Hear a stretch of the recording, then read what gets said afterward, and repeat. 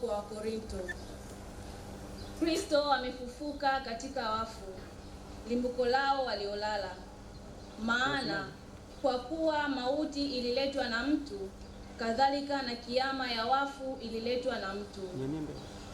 Kwa kuwa kama katika Adamu wote wanakufa, kadhalika na katika Kristo wote watahuishwa. Lakini kila mmoja mahali pake. Limbuko ni Kristo, baadaye walio wake Kristo atakapokuja. Hapo ndipo mwisho atakapompa Mungu Baba ufalme wake, atakapobatilisha utawala wote na mamlaka yote na nguvu.